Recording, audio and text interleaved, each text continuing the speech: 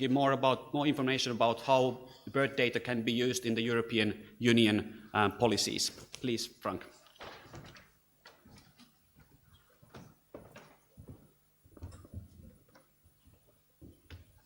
Yes. Good morning. Yeah. Good morning, ladies and gentlemen.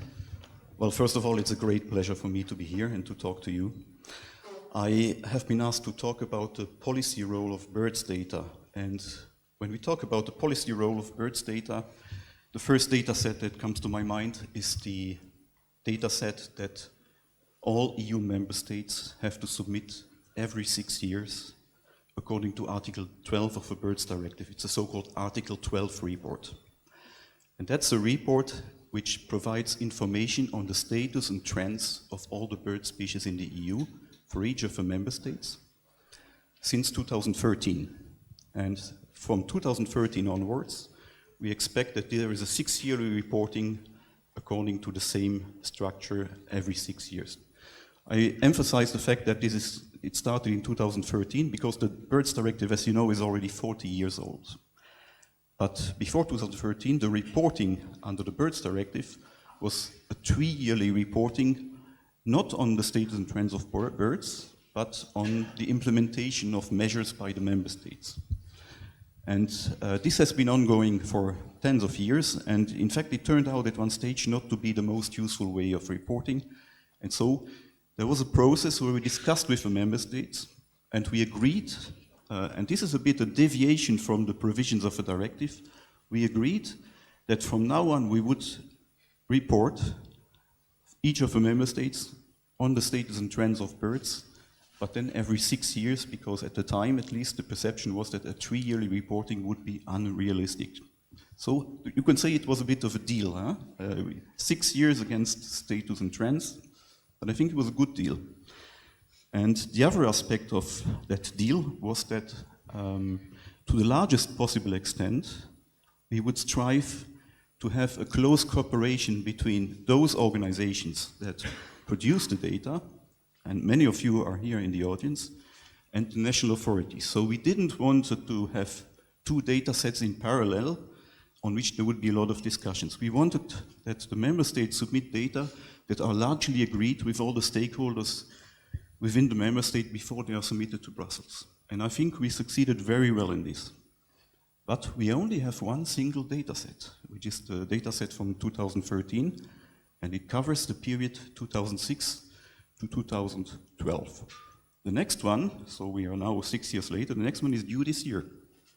And the deadline is July 2019. So we'll see what's coming in. I'm looking forward to it.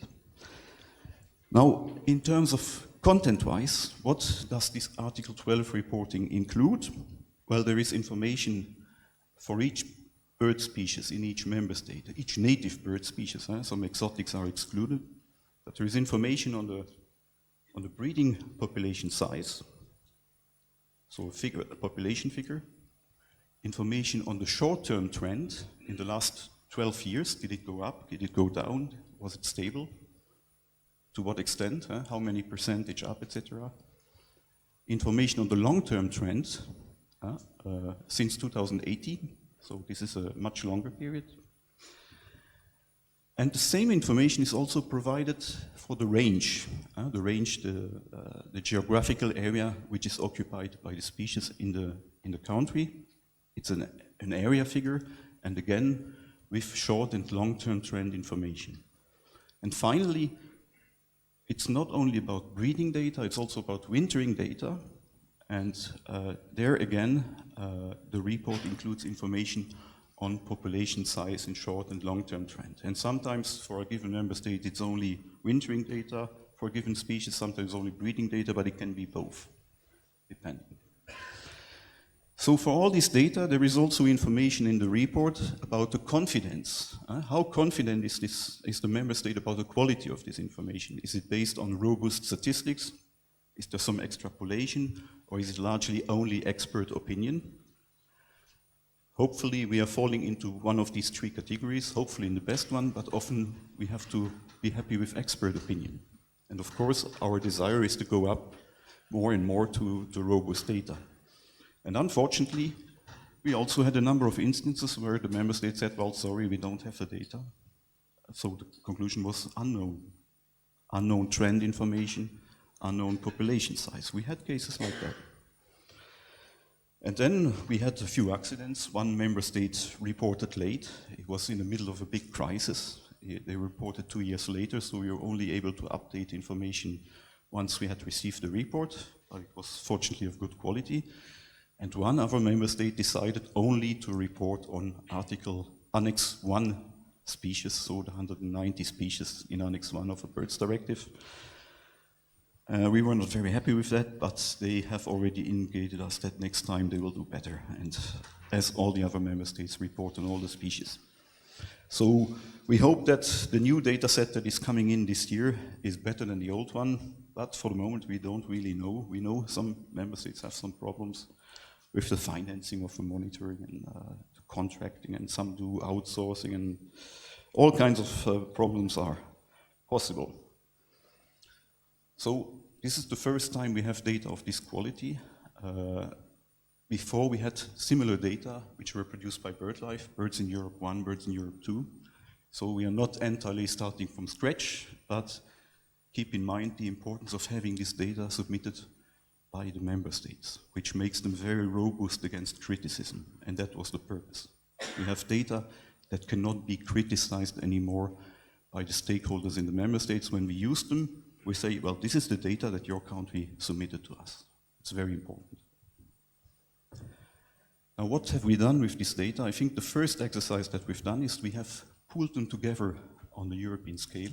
We created the European data set, European population size data, European trend information, and a contractor, a consortium of experts, some of you probably in this group, made out of this data a European red list of birds, according to the IUCN logic, classifying birds according to their extinction risk. Now, for those that are familiar with the red list assessments, the IUCN ones, you know, they're very sensitive on the extinction side, so high extinction risk, and then you have a number of highly threatened categories, but they are not very sensitive on the other side, on the common bird species, and they do not really well reflect declines of common bird species. So, basically based on the BirdLife typology, for the red list, we have used some additional categories, depleted, declining, secure, to take into account that there is a huge variation of situations amongst those groups that actually, according to the IUCN category, would be all considered as least secure. And we have a lot of species in that, and we wanted to have a bit more clarification about where the different species stands. So that is something we have. It's published. It's searchable on an online tool. I think it's very easy to use. And just to give you two examples of species that were mentioned yesterday, the great bustard. So when you look at the data that are published, you can see that there are great bustards in 9 member states, altogether 2006, 2012, keep in mind, this is already 6 years old. Altogether 14 to 18,000 birds, actually males, it's a male count for the great bustard, 14 to 18,000. And what the data tell us is that 91% of the population is in Spain. So one country has really a huge responsibility for the EU population of the great bustard. Portugal is second, with more than 4%, followed by Hungary, 3.7%, and then all the other member states that have great bustards, each less than 1%. So you can see the relative responsibility of each of the member states. The other interesting thing in the report from 2006-12 was that in almost all member states, the population of the great bustard was indicated as increasing. So positive trend. And at the same time, including Portugal, and at the same time, for most of the member states, the range was indicated as declining. So what does it tell us? It tells us that during that period at least, despite the fact that the population was evolving positively, it was narrowing its distribution. probably it was going to be more and more confined to areas that are managed for it, and it's increasingly management dependent. We haven't really looked at this, but I think it's an interesting question to dig further. What is going on there? And I think this is an interesting question to look at, whether we can extract some lessons from the interactions between the different reporting parameters. Now, as the EU red list assessment was largely based on the population size, in fact, the conclusion was that as the population is everywhere increasing, the IUCN, the EU red list status of the great bastard was secure. So it's doing well. So from that perspective, looking at this old data, 6 years old, we would say the great bastard is doing fantastic. It's not anymore a priority for any additional restoration or improvement actions. What we have to do is just to make sure that we maintain the population. That was the perception from the report. Another example is the turtle dove. There was a question yesterday on the turtle dove, and we know it's a species on which there's a lot of discussion. Already in the last report, the turtle dove occurs in 25 EU member states as a breeding species, or 26. I think only Malta and Ireland do not have breeding turtle doves. And in practically all member states, the range of a species was reported stable, but the population was declining. So the range is not affected, but there is a thinning of a species a bit everywhere. And this is a totally different phenomenon, totally different mechanism that we need to understand in the context of the fact that the turtle dove is a widespread species of a wider countryside. It's mostly depending on, let's say, extensively managed arborland, and as the intensification is progressing, it's basically a large part of a population is losing its life conditions. So it's probably, from today's perspective, it's a priority species for action. But at the time, according to the EU red list assessment, it was only assessed as near threatened. Why? Because it was recognized that it was declining in all the member states, but only to a limited extent. So the level of decline was not sufficient to bring it to a threatened category. That's the way the red list assessment works. We'll see what it brings this time. We know that there is further dynamics ongoing. The turtle dove is certainly declining further, even strongly. For the great bastard, we know that there have also been some negative evolutions, in particular also in Portugal. I guess we'll hear more about this in the coming days. In other countries, the population has gone up seriously, and I would probably assume that in the next reporting, Portugal is not anymore number 2, because the population in Austria has really exploded in the last 6 years. It was at 150, now it's at 550. Whereas in Portugal, apparently it's now at less than 300 males, if I understand well, according to the latest counts. And it was reported as more than 700 in 2013. So, yeah. So this is the kind of information that you can immediately extract yourself from the Article 12 data that are publicly available, and we really look forward to get the new data in 2019. And then it will take perhaps 1 year to do the entire assessment again, to have the European red list status for all the bird species. And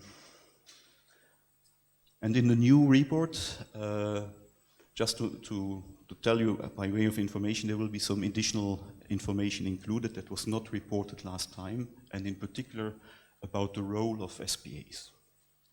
So in the last report, it was only about the population size and trends at the national level.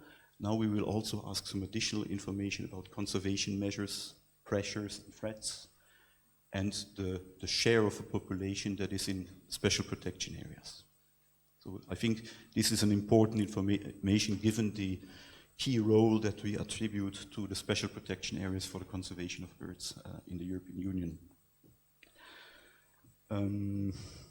And there will be also some additional information on huntable species, hunting bags, etc., which might be interesting also from the perspective of a turtle dove, for example. So this is the information that we have. We have other key information sources like the Pan-European Common Bird Monitoring Scheme.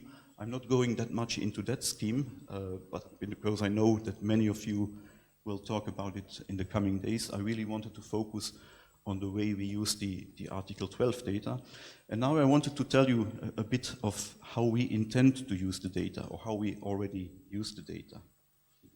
Well, first of all, the first ones to take actions are the member states. We expect them to look at the data, to take the necessary actions, and to consider additional actions in case a species is declining. So the directive is not only about maintaining the status quo, it's about bringing the species again back to a positive status.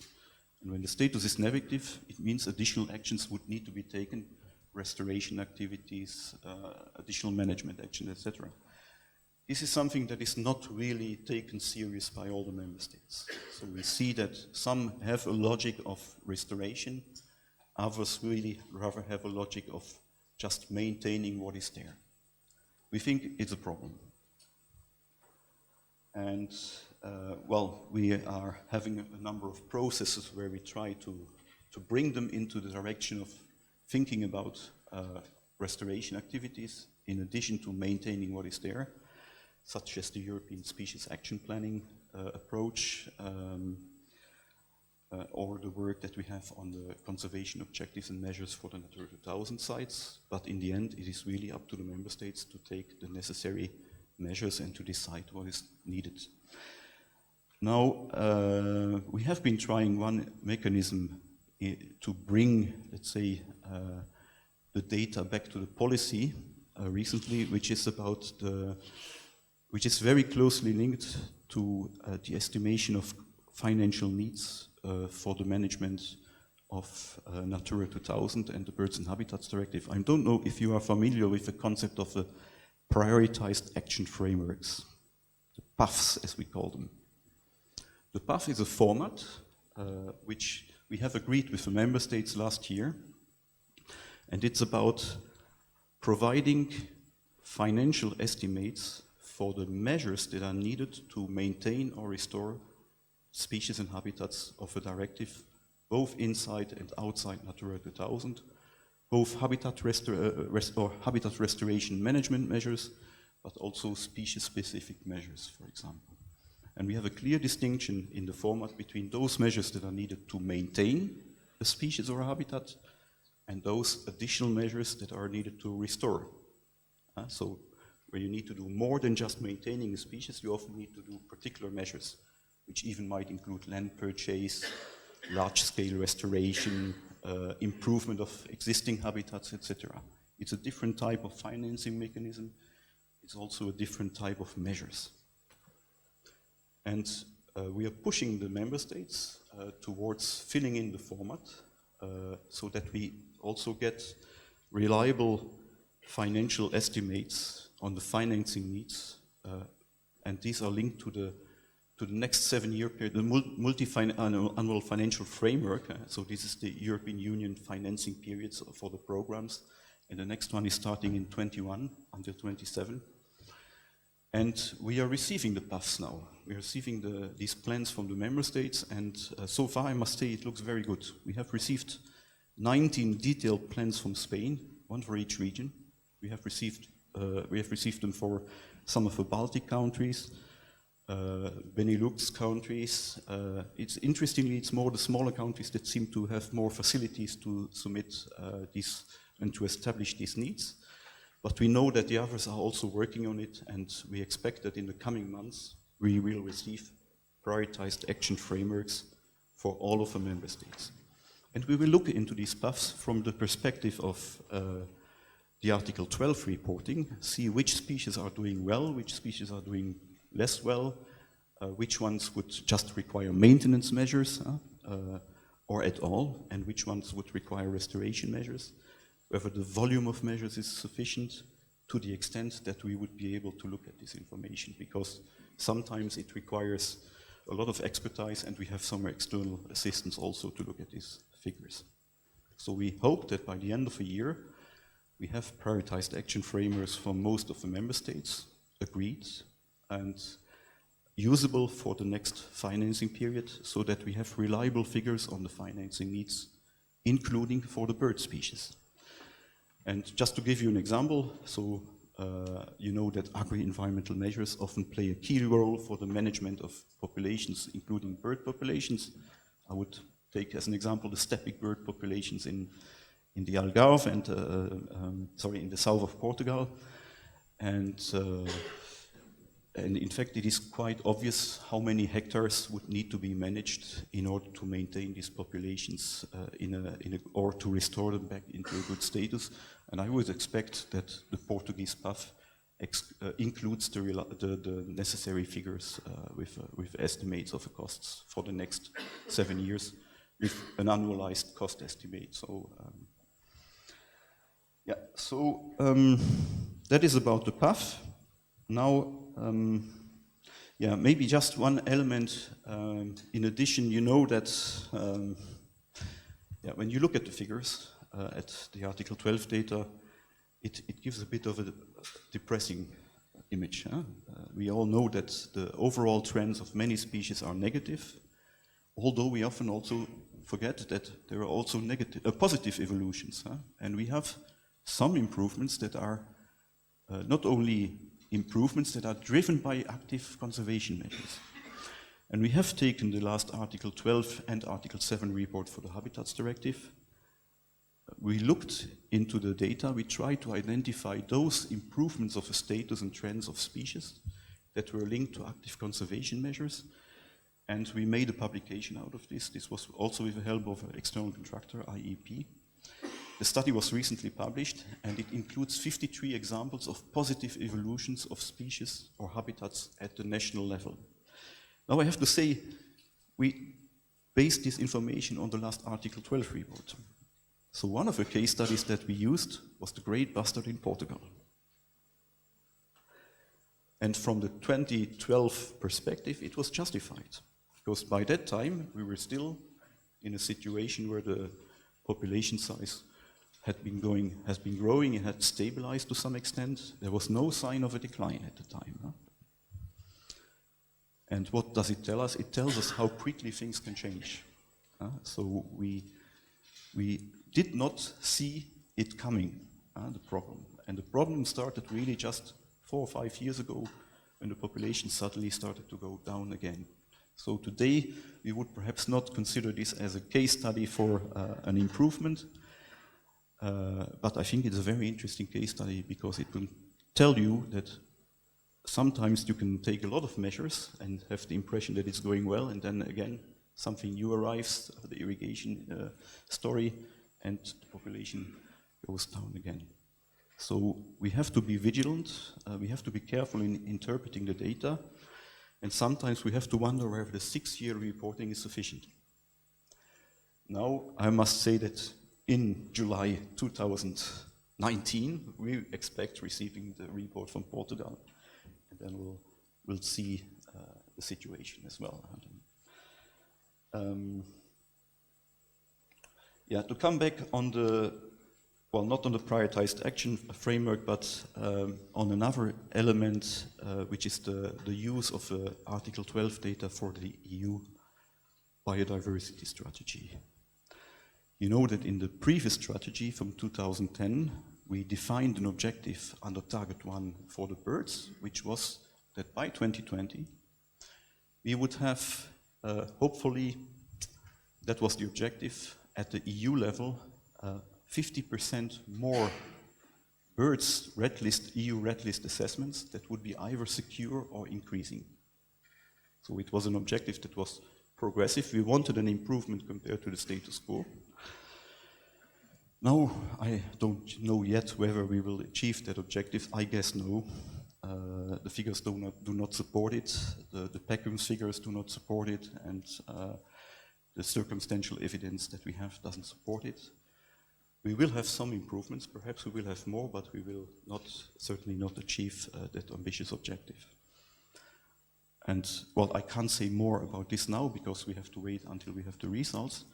But what I wanted to say is that once this EU-level objective was defined, we realized that there was a lack of ownership for this objective at the member state level, because it was a very statistical objective. It was about percentages of improvements at EU level, and we had spent years with the member states discussing what is actually my contribution as a member state to a particular objective, and it was an endless discussion. And I think somehow in this endless discussion we lost a bit the focus. And I think if we have one lesson from the current biodiversity strategy is that we need something that has more ownership by the member states. And we have taken that lesson, and we have been thinking about the future biodiversity strategy. How could we do better? And what I'm telling you now, this is still a bit shaky because it's under discussion. We have started the discussion with the member states, but this might still change. This is still at the brainstorming phase, but just to outline the main ideas of a commission in terms of the future biodiversity strategy target for the birds. The idea is to have a bit similar to the climate targets, something that is based on the concept of national voluntary commitments. It's not entirely voluntary because I think if the commitment would be too low, there would be a high level of dissatisfaction and perhaps peer pressure from other member states. But basically, we think that there is an opportunity for member states to select amongst possible priority measures to be implemented in the next, or priority objectives to be defined for the next 10 years. And priority measures to be implemented for the next 10 years. And we want, in order to achieve a maximum clarity and comprehensibility of a new tool, and to make it really clear to the public what we're talking about, we want to go away from statistics. We would like to see individual commitments linked to individual species or habitats.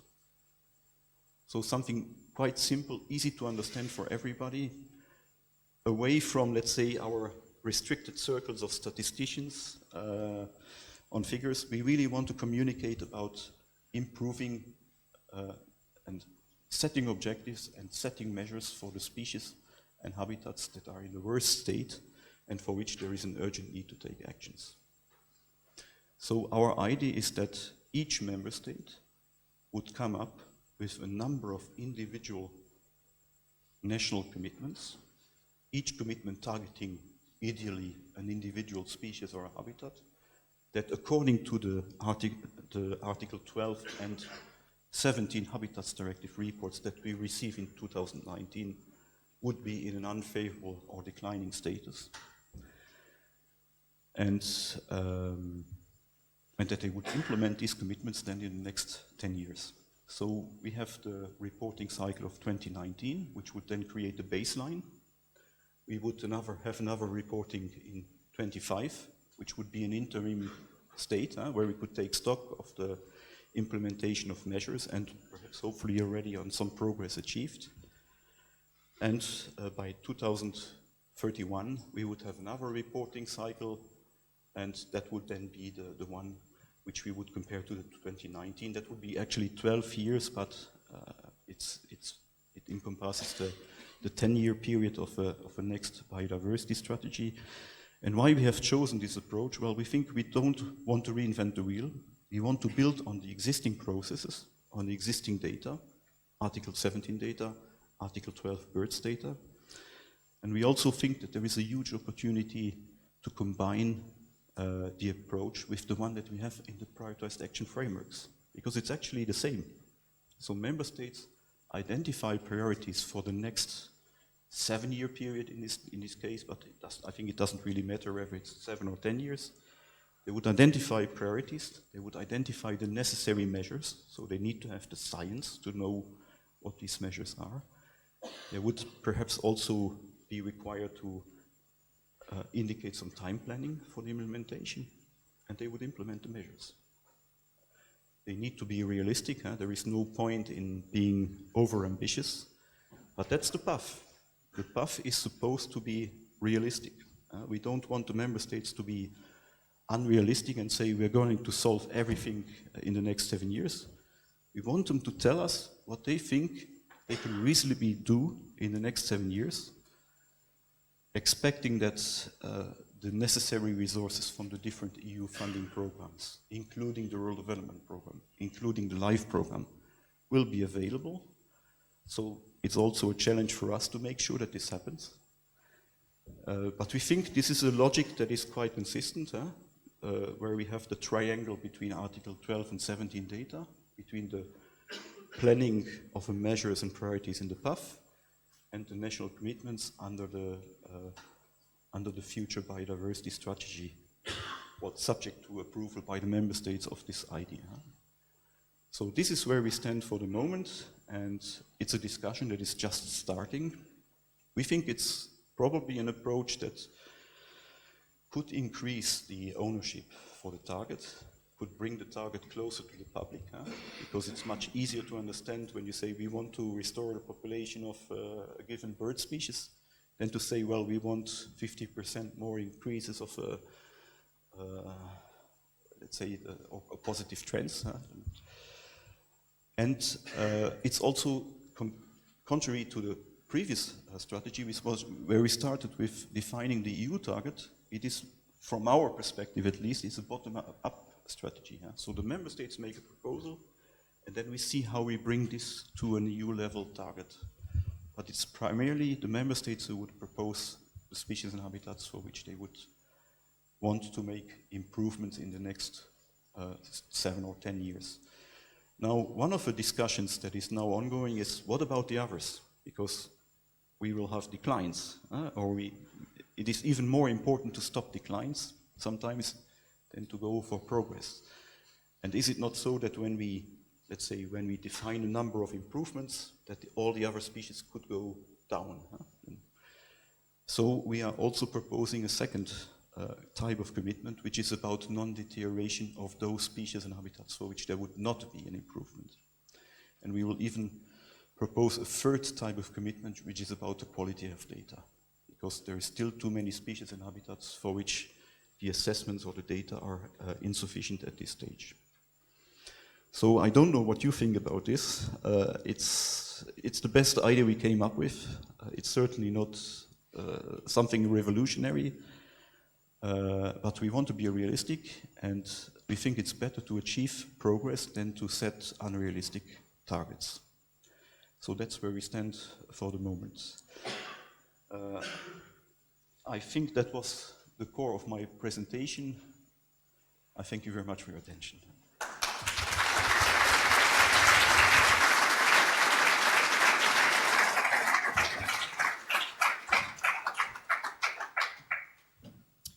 Thank you, Frank, for the excellent talk. I'm sure this will stimulate a lot of questions, so please.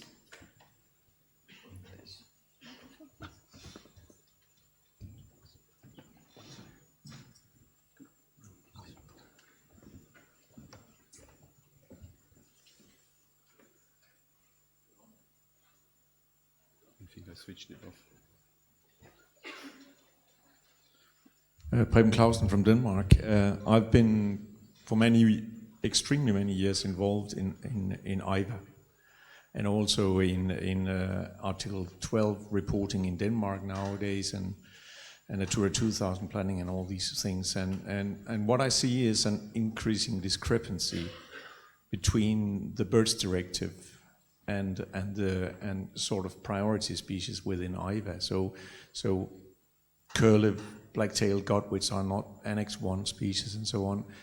What do you see in the future about actually doing something about that? Because we can hear in these meetings that there are countries which don't prioritize species under these action plans because they're not Annex 1 species. May I just ask which priority list you were talking about? I was just talking about that if you take action plans under the African Eurasian Waterbird Agreement, you could call that a kind of priority list where species coming in that are in trouble, but many of them are actually not Annex 1 species, and so there's a discrepancy. Yes. Yeah. Well, the Annex 1 is about designating SPAs for birds. This is about the site protection approach. The Birds Directive is not only about species in Annex 1, it's about all the bird species. But you are right to some extent. But let me say that I'm now coming back to the financing perspective, because in the LIFE program, in the Birds and Habitats, in the Habitats Directive, we have a list of priority species and priority habitats. So these are species that are actually benefiting from a stronger protection status under some of the articles of the directive. And we have also used that list for the higher co-funding rates in the frame of a LIFE program. Likewise, for the bird species in the directive, there is no list of priority species. We have the 197 Annex 1 species, but there is no prioritization. So we have a list of species that are considered as priority for funding, which indeed is a bit outdated. But you might say, actually, we also have species that would be priority for action that are not in Annex 1, that is fully recognized. And in the process of the PAF, we are not making the distinction between the species that are in Annex 1 and not in Annex 1. We want to make the distinction on the basis of their conservation status or their red list status.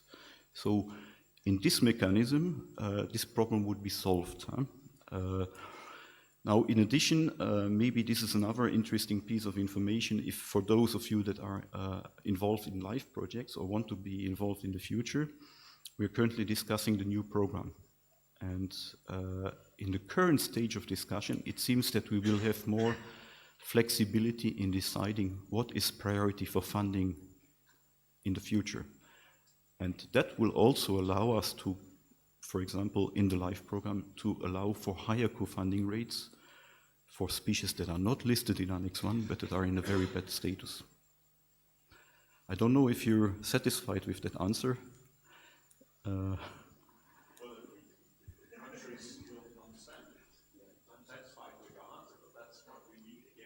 Yeah. When we talk with people from the ministries, well, it's not an Annex 1. So you can say all the things you say there. It sounds nice, but it's actually not the reality of it. Well, I guess then you make allusion to the fact that we should change the annexes of a directive, which is indeed a discussion that is recurring. For the moment being, our view, following the fitness check as well, is that we don't think it's wise to open the annexes of a directive. If ever we would be obliged to do so, we would certainly take into account the best available information and perhaps then review certain species lists in the directive. But this is not on the table for the moment being. But in the end, it is up to you as the member states or your national authorities to decide what are your priorities. And clearly, in the format that we have for the prioritized action framework, there is no question about limiting funding opportunities to species that are listed in Annex 1. So I think that message was clear. The directive is about all bird species. I can only repeat that.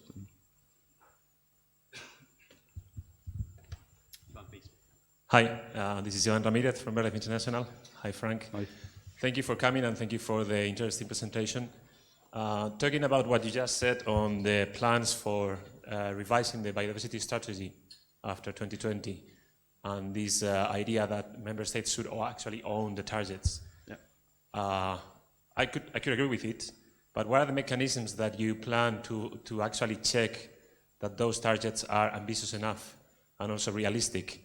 So member states are not just basically aiming for the things that they know will eventually happen. And more importantly, how do you think you would be able to check and verify that other very important pieces of legislation, such as the Common Agricultural Policy and their impact on 99% of the species that are at risk at this stage would be targeted by, I mean, within those targets, because otherwise, you know, it could be just a nice wish list again. Thank you. Yeah, well, I think your first question is quite simple to answer. We would take the latest Article 12 data from 2019. We would look at the European red list status. We would look at the national data. We would look at those species that have obviously been declining in a given member state during the last reporting round, and I think that would be the priorities. Whether they would be common bird species or whether they would be Annex 1 species or rare species, SPA species, the idea is that the financing should be focused where the needs are. And I think this is not so, I mean, you don't need to be a top scientist to see that species that is declining is missing in the financing plan. Now, about the level of ambition, that will require some expertise, and we still need to think about that. But I think this is a discussion that we will have in the coming years, because for the moment we are still discussing about the principle, and it's not yet agreed. We only have started the discussion, so I really have to warn you, this is just, we are still somehow still in a brainstorming phase on that, but we have started the discussion with the member states. About your second question about the programs, well, I think there our strategy is very much in the prioritized action frameworks. The format of a PAF requires the member states to indicate from which EU fund they have which financial need for what objective, what measures, which fund is it going to cover. And typically those measures that are covered by the Rural Development Program cannot be covered by many other programs, because they're recurring farmers to be paid, etc. So it's quite easy to see where they are. And I think the answer to your question, when we talk about the Rural Development Plan, is in the CAP strategic plan, as they are called for the next period, is in the link between the PAF and the CAP strategic plan. So we need to be sure that by as quickly as possible, we have a PAF that is based on the best available data, that is also prioritizing those species and habitats that are in the most important needs, that are the most urgent ones, that require activities, maintenance, restoration, etc. And then we see what the needs are in relation to the CAP strategic plan, and we have to make the link. And this is a link that will both need to be established at the level of a commissioner between the different directorates general, but even more important in the member states. And we know that in the current discussions on the PAF, if these discussions are well done, the national authorities, for example, for the agricultural funding, are involved since the beginning in the discussions. So it is important that when the PAF is established, that this is from the beginning part of a consultation process that involves all the relevant stakeholders, administrations, the funding agencies, but also the public.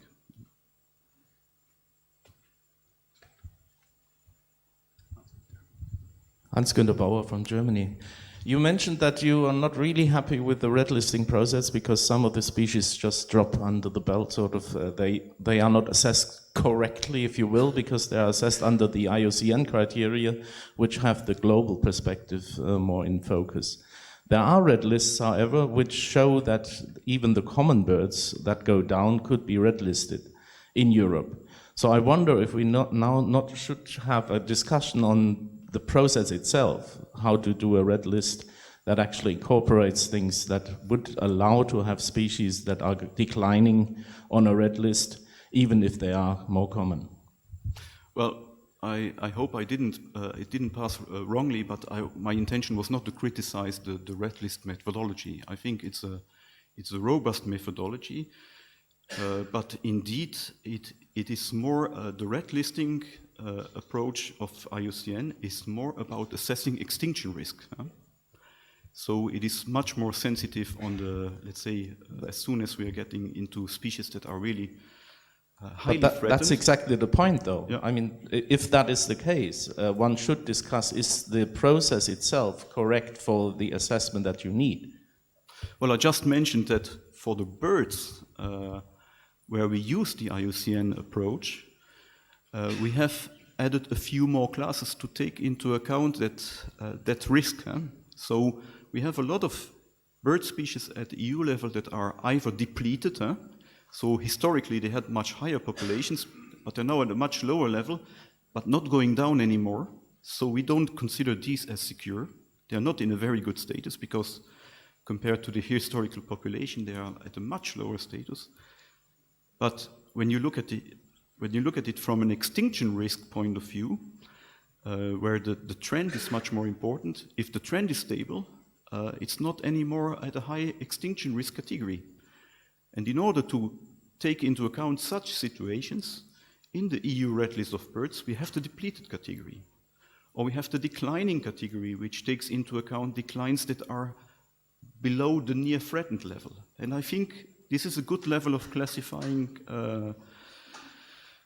species into different categories. I wouldn't say that we are, let's say, over optimistic in the way we are assessing the bird species. Now, for the Habitats Directive, we are using a different system, which is sometimes been criticized from the other side. We are very sensitive on the, very close to the favorable conservation status. It's very easy to go into the orange or the red category, but then the red category is very, very large.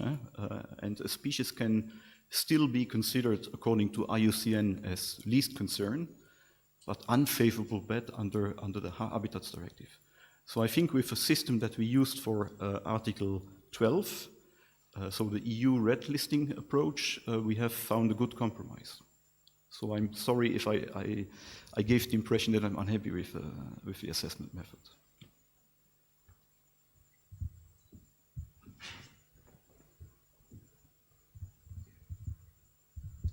Hello, I'm Stoicu from Bulgaria. Being representative NGOs, many of us expect that the Commission will find a way to press the member states to collect better data sets. For example, in my country, the government is not interested to collect data about farmland birds. Can we expect that the Commission will find a mechanism to press somehow the member states? I think the camera is running. Yeah, well, in fact, we have a mechanism, which is the legal infringement procedures. There is an obligation to carry out the reporting, but in practice it's very difficult to do that for reporting. But we know that indeed some member states have serious difficulties in collecting reliable data for various reasons. I don't want to mention any here. We are aware of this, but in fact we could only start something once the deadline for reporting has passed, which is too late. That's how it is.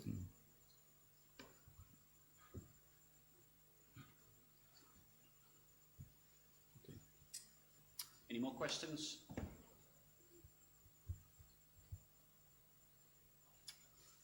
If not, thanks once more, Frank Vassen, and let's have a short break.